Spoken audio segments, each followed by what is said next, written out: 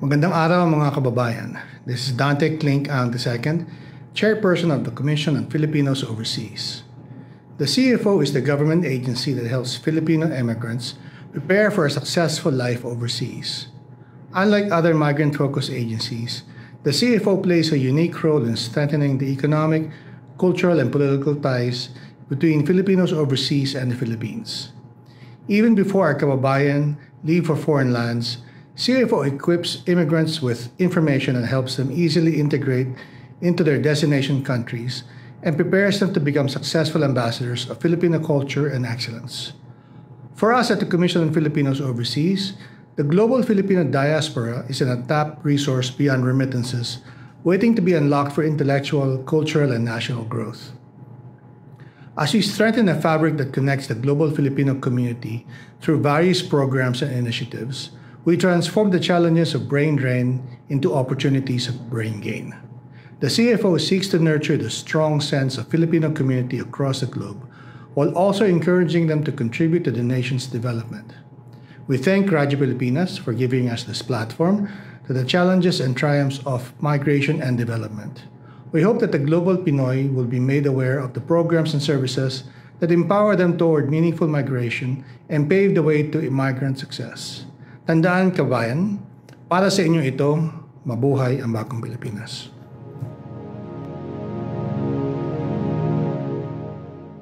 Narito na ang programang mag-uugnay sa mga Pilipinong naninirahan sa iba't ibang panig ng mundo.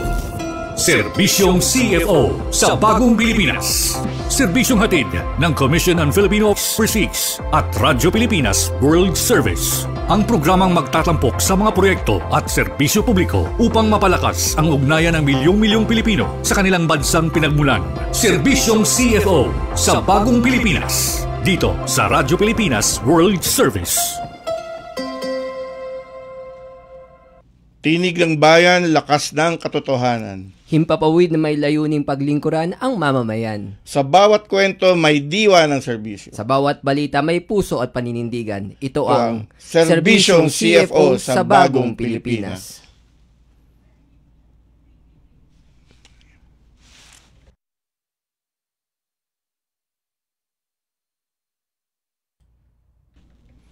Ayaw, alin?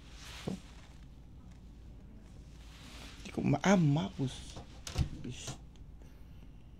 Serbisyong CFO sa Bagong Pilipinas. Dito sa Radyo Pilipinas World Service. Magandang araw Luzon, Visayas at Mindanao. Magandang araw sa lahat ng Pilipino saan man panig ng mundo. Ito ang Tambalang, JK Magracia at Ares Gutierrez. Kayo'y nakikinig sa Serbisyong CFO sa Bagong Pilipinas, handog ng Commission on Filipinos Overseas at ng Radyo Pilipinas World Service. Ngayon ay Martes, ika-4 ng Nobyembre, taong kasulukuyan. Magtungo po tayo sa mga balita na may kinalaman sa ating mga overseas Filipinos. Nandito na ang mga mahahalagang balita at anunsyo mula sa Commission on Filipinos Overseas. Balitang CFO. Balitang CFO. Dito lamang sa Radyo Pilipinas World Service.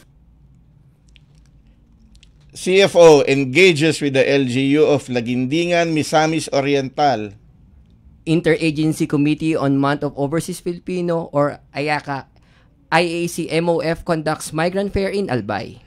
CFO hosts Romanian Ambassador, Her Excellency Raduta Dana Matake. CFO announces work suspension today in Cebu and Cagayan de Oro Extension Offices.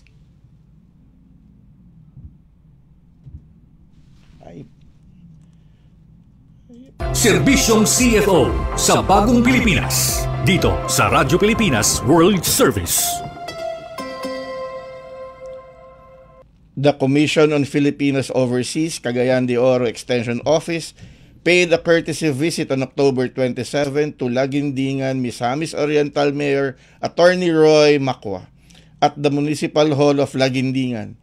The delegation, led by Senior Immigrant Services Officer Erlinda Pele, Ms. Jody May Luzon, and Ms. Kezia Barros, discussed the Commission's mandate, services, and flagship programs, such as Ugnayan with Filipinos Overseas, ULEAD, and Balinkbayan.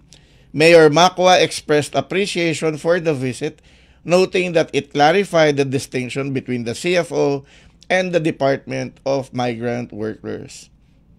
Public Employment Service Office Manager Harold Egama also joined the discussion, sharing that the municipality regularly hosts activities for overseas Filipino workers and is eager to collaborate with the CFO. Mayor Macua likewise expressed interest in hosting future CFO activities and requested statistical data on overseas Filipinos from Lagindingan for future local initiatives. Both parties agreed to maintain coordination with Mr. Igama, inviting the CFO to attend their upcoming PESO meeting to present the agency's programs to other PESO offices in Misamis Oriental.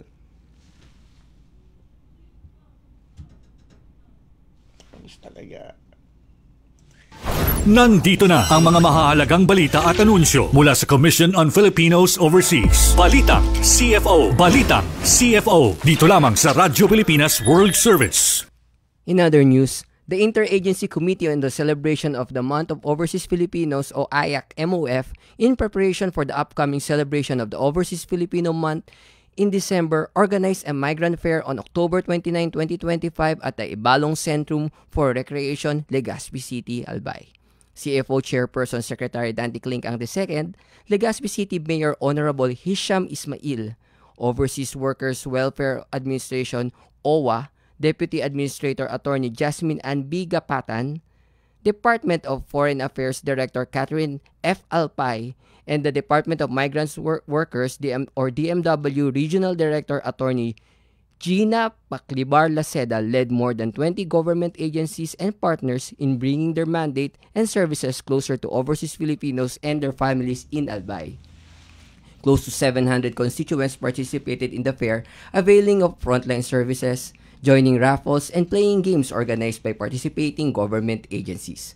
The Legazpi City Migrant Fair is the last to be conducted by the IAC-MOF before the celebration of the Month of Overseas Filipinos this December. Nandito na ang mga mahahalagang balita at anunsyo mula sa Commission on Filipinos Overseas. Balitang CFO. Balitang CFO. Dito lamang sa Radyo Pilipinas World Service.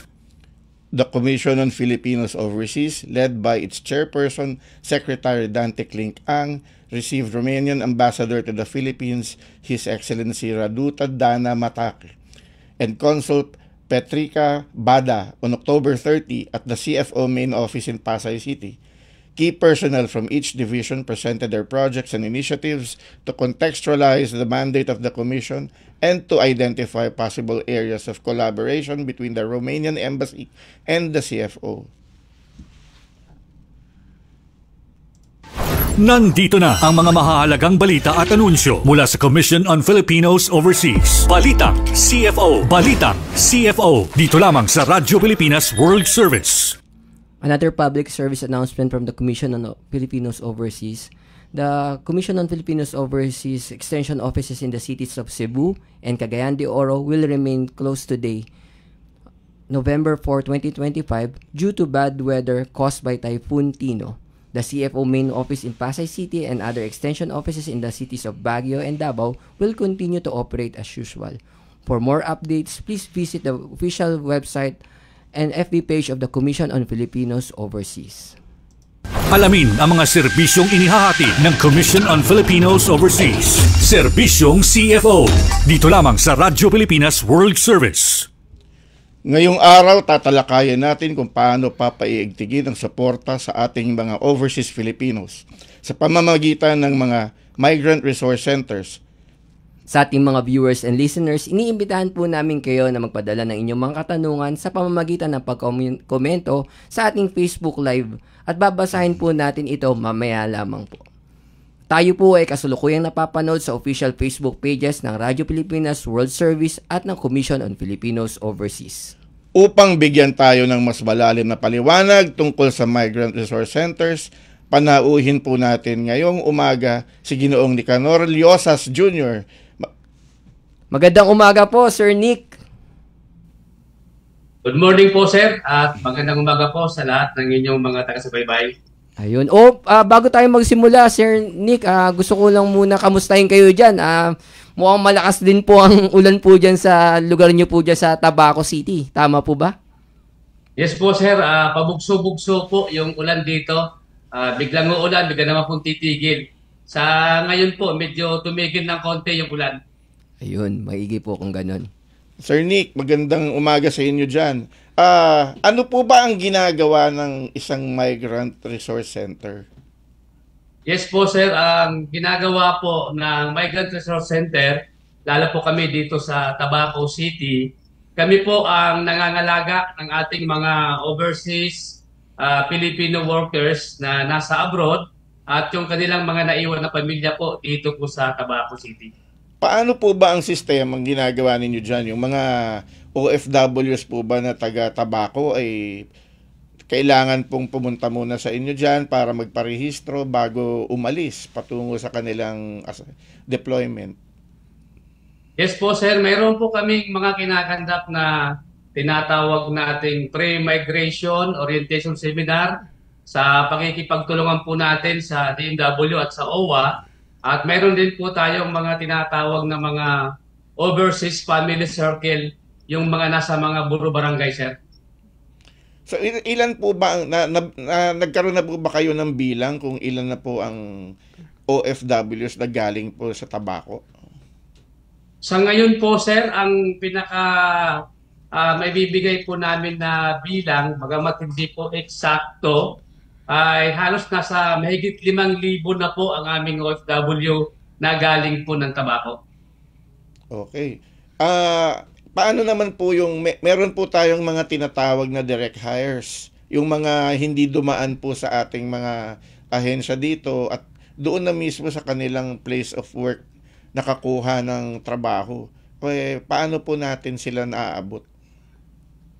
Sa pamamagitan po sir ng aming inilunsad noong nakaraang taon na online registration, doon po namin sila na kukonek, nakokontak at yung kanilang mga pamilya po dito sa Tabaco City ay nagpupunta mismo sa aming opisina. Nakikipag-ugnayan po sa atin na yung kanilang pamilya ay na-direct hire nga po. Ayun. Sir Nick, napakaganda ng mga ginagawa niyong programa natin, no? Tanong ko lang, kailan ba ito nasimulan, itong inyong Migrant Resource Center dyan sa Tabaco City? At siguro second question ko na lang din, yung mga iba pang mga inisyatibo ninyo. No po?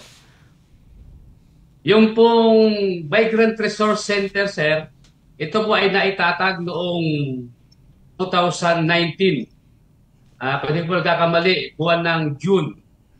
June 17 po yata yon, nagkaroon kami ng inauguration ng opisina ng Migrant Resource Center sa Tabaco. Pero bago po nagkaroon, sir, ng Migrant Resource Center, nagsimula po itong OFW Help Desk na ito po ay nag-uopisina mismo sa loob ng opisina ng peso namin dito sa Tabaco City. So, sa pamamagitan noon, yung OFW Help Desk, nagmuro barangay na po kami at nag-organize ng mga tinatawag nating OFC o yung Overseas Family Circle.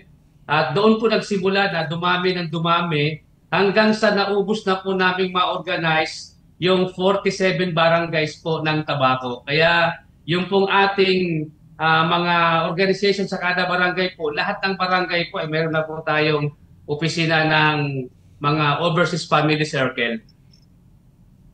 Ano naman po ang ginagawa ng mga OFW Family Circle? Ano po ba yung mga ginagawa ninyong activities dyan at bakit sila nahihikayat sumama sa inisyatibang yan? Oo. Marami po sir, marami po silang mga ginagawang mga aktibidad.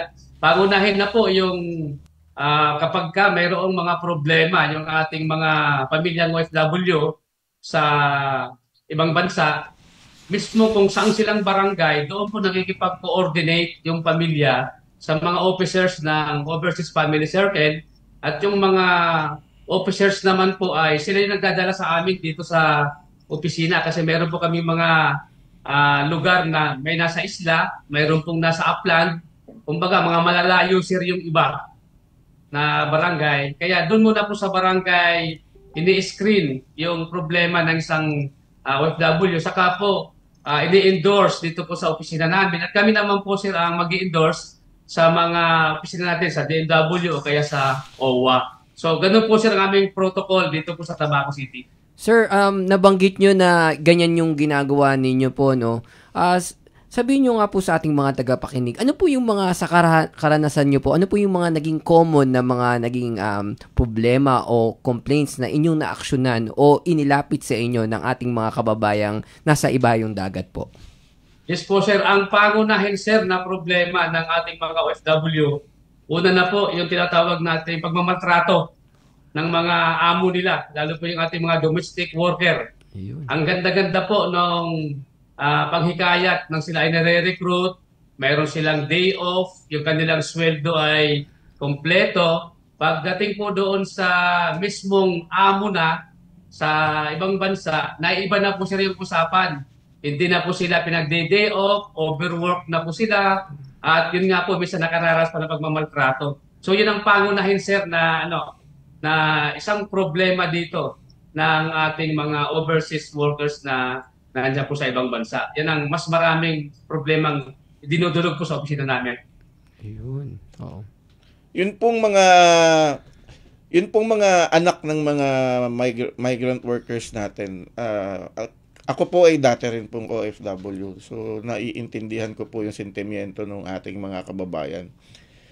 Paano po natin tinutulungan yung mga pamilya, lalo na yung mga bata na nagkaroon po kasi ng long distance relationship yung mga bata sa kanilang mga magulang. So paano po natin sinusubukan punan yung pagkukulang na yun? Sa ngayon po sir, mayroon po kaming kasalukuyan mga sinasagawa na tinatawag nating pag-oorganisa sa mga anak ng OFW. So binubuo po namin ngayon tinatawag namin Migrants Youth. Ang term naman po na ginagamit ng OWA ay parokya ni OWA. So, nung nakaraang taon, sir, nagkaroon na po kami ng mga trainings and seminar. Mayroon pong mga consultation na ginawang mga activities si OWA. So, sa pamagitan doon, ay doon namin dinala yung mga anak ng mga OFW at mayroon din pong mga part na nagka-counseling sa pagkakataon na yon. So, sa ngayon po, tuloy-tuloy po yung aming sinasagawang Migrants Youth Organization. So, magkakaroon po sila ng bukod sir na organisasyon na puro anak lang po ng OFW. Ang target po natin ay by school and by barangay. So, gano'n po ang pasok na ginagawa namin, sir. Yung nabanggit yung training, ano po yung mga klaseng training ang binibigay natin Mostly, sa mga bata? sir, more on may kinalaman sa kanilang mga pag-aaral, yung mga financial literacy, financial management. Kasi yun po ang dapat na maintindihan ng mga anak ng OFW dahil ipinapadala ng kanilang mga magulang ay hindi wawaldasin ng mga bata. Dapat matuto sila ng financial literacy at mga financial management. Sir, napakaganda ng mga adikain at mga ginagawa po ng opisina nyo. Pero gusto ko lang po sana ring itanong dahil ang programa po natin ay Serbisyong CFO sa Bagong Pilipinas. Ano naman po yung mga naging nyo? Kasi paulit-ulit nababanggit nyo DMW, OWA. Sa aspeto naman po ng mga permanent migrants po natin, hindi po mga overseas workers po talaga, meron din po ba tayong programa para sa kanila po? Yung sa ngayon, sir, yung tinatawag nating mga immigrants na nandun na mismo sa ibang bansa, noong nagsimula po itong taong 2025, nagkaroon po kami ng seminar sa Legazpi, sa pangunguna po ng IOM. So doon po ngayon binubuo yung ating Filipino diaspora. Yun. So sa pamagitan po ng aming online portal na Balinkbayan at yung aming mismong sa MRC, yung aming online registration. So doon po namin, sir, maililink yung ating mga Filipino diaspora na nasa ibang bansa. Meron na po kami, sir, mga contact na pwede namin silang pasimulan. At isa rin po yung sa mga target namin na buuhin sila at i-link para po kung sila po ay talagang doon na sa ibang bansa, at least kung sila yung uuwi din sa Pilipinas, makabahagi pa rin po sila sa mga proyekto at aktibidad na inilulunsad po ng Migrant Resource Center at ng ating mga ahensya ng gobyerno. Okay. Natuwa naman po ako na nabanggit nyo isa sa mga flagship programs po ng komisyon namin ng CFO, no, yung Balikbayan po. So, ibig po nitong sabihin, sir, naging bahagi po kayo ng mga trainings na kinokondak po ng Balikbayan po. Kasi recently, dumalaw din sila dyan, hindi lang para sa Month of Overseas Filipinos, kundi para din po sa training po ng Balikbayan. Tama po ba? Yes po, sir. Siguro po, kung hindi ako nagkakamali, sir, mga pang-4 na taon na namin na na-involve sa Balikbayan portal. So, nagiging bahagi po kami ng CFO doon sa pagbuo ng portal na yon. Kaya rin sir, nagiging updated po ang tabako. Ayun, oo. Kung gano'n. Natutuwa naman ako na may mga tie-ups na po pala tayo na existing. At syempre, sana mapaigting pa natin to. And syempre, we're looking forward na makaharap ulit namin kayo ditong mga dadating po ng mga buwan o taon. Para po lalo pong palakasin po yung partnership po ng komisyon at syempre ng LGU po ng Tabaco City. Partner, baka may iba ka pang tanong kay Sir Nick. Bilang isang OFW din, nakita ko yung data niya, isa rin siyang dating OFW. At sa Middle East din.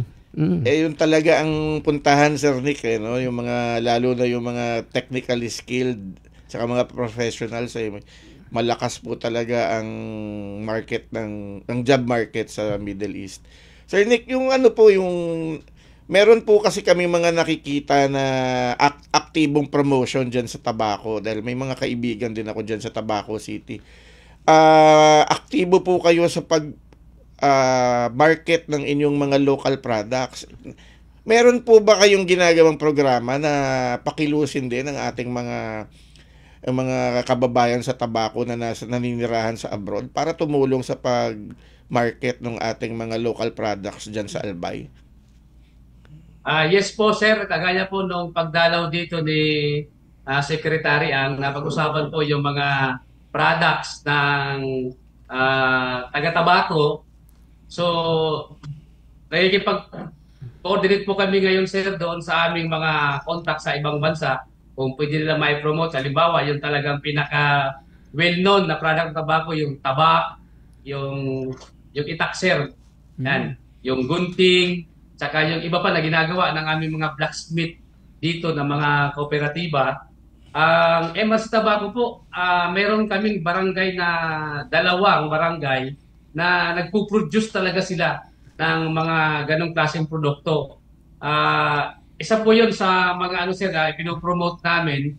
Ang totoo, nung nakaraang taon, nung bumisita sa amin yung mga taga-Bacolod, isa yun sa mga ipromote namin sa kanila. Dinala namin sila doon sa gawaan ng mga tabak. At nung umuwi sila, sir, meron sila mga bit-bit na mga pampasalubong na tabak, gunting. Kaya yun, at saka yung mga kahit yung mga umuwi galing sa abroad, sir, nagre-request sila ng mga maliliit na mga items para pang-personal na gamit. Oo, pero mahirap ibiyahe sa aeroplano yun. Kailangan i-check-in baggage mo yun, no, sir?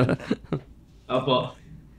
Hindi, kidding aside, maganda po na may mga ganyan po pala kayong inisyatibo rin para sa pag-promote po ng mga produkto natin. Dadako lang po muna ako sa aming Facebook page kasi dahil po yung napapanood nga po ng live sa mga Facebook pages po ng Radyo Pilipinas World Service at ng ng Commission on Filipinos Overseas. Meron po isang katanungan dito, sir, ang isa sa ating mga masugid na nakikinig po. Ang tanong lang po niya ay bilang isang dating overseas Filipino, ano po yung parang naging sa inyo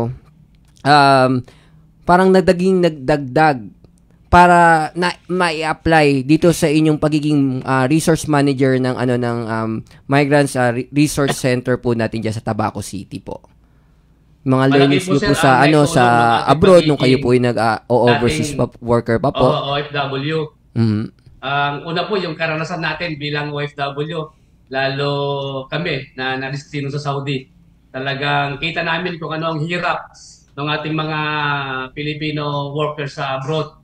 Kaya sabi ko nga sa mga anak at sa mga asawa na nandito, pahalagahan ninyo yung pinapadala sa inyong pera kasi hindi yan pinupulot sa ibang bansa. Yun. Kasi nakikita namin, sir, yung mga nakakaraan, pag nagpadala si Mr., si OFW, ang agad na takbo ng pamilya sa Jollibee kaya sa McDo.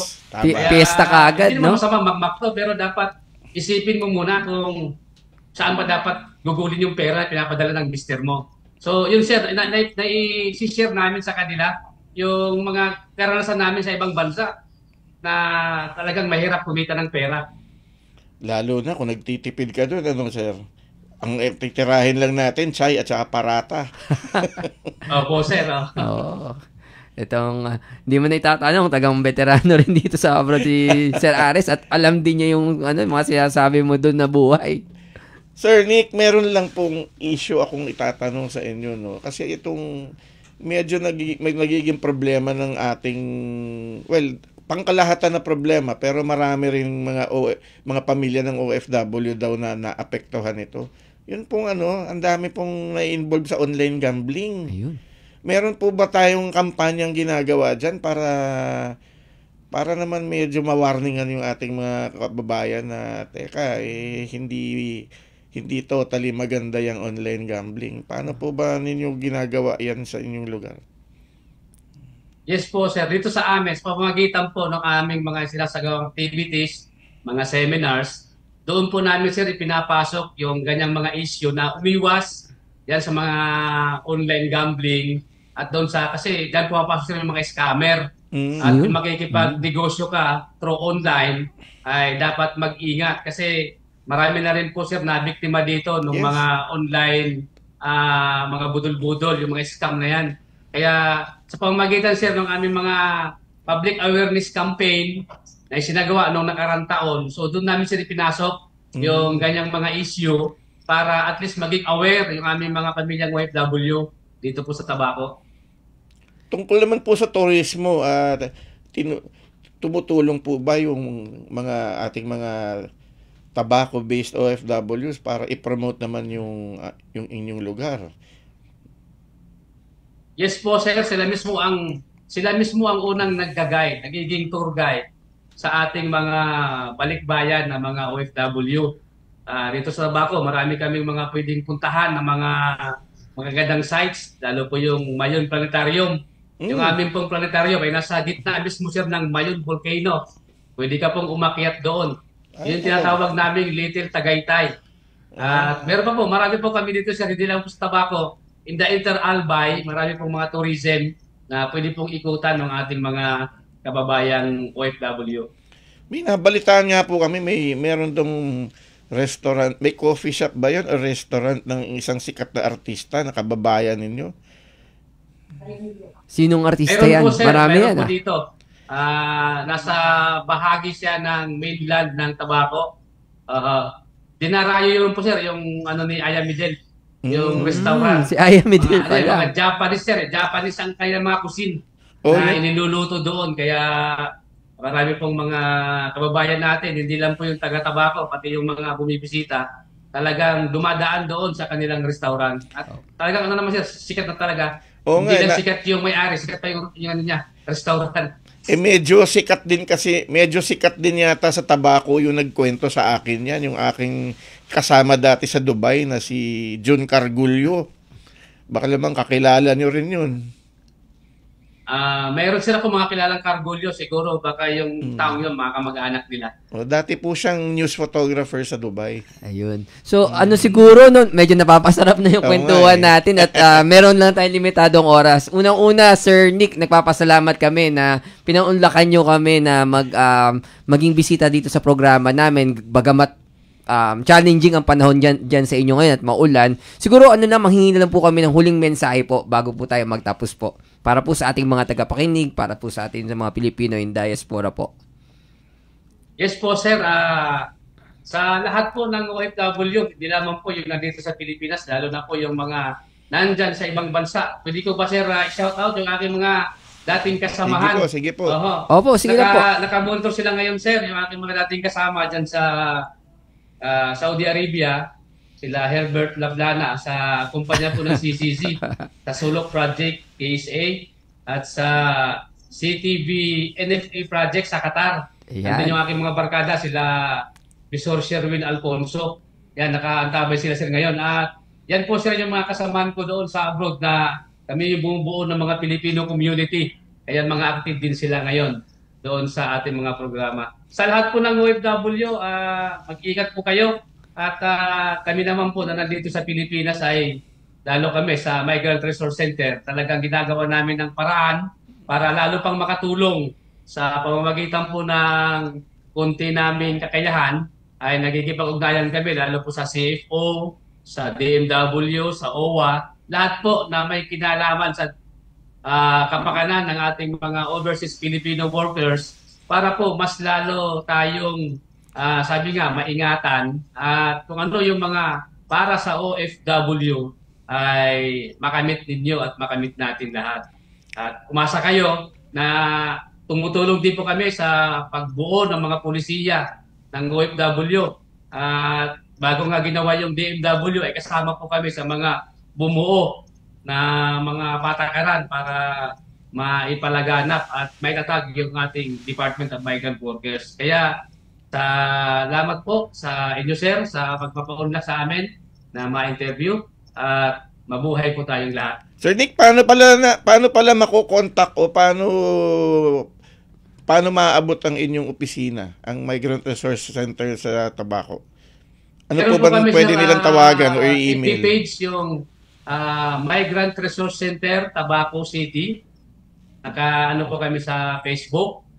At yung akin pong may din po kaming email, yung aming mrctabacocity@gmail.com.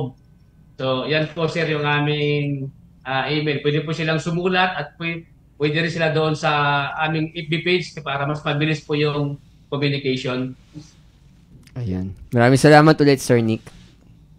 Thank you po. Alamin ang mga serbisyong inihahatid ng Commission on Filipinos Overseas. Serbisyong CFO.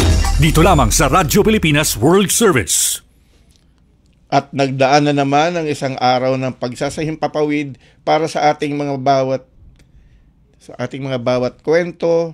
Sa bawat kwento, bawat impormasyon at bawat serbisyong hatid namin, layunin naming mapalapit ang gobyerno sa bawat Pilipino sa mampanig na mundo. Tandaan, kababayan, basta't balita at serbisyong publiko. CFO, kasama mo saan man sa mundo.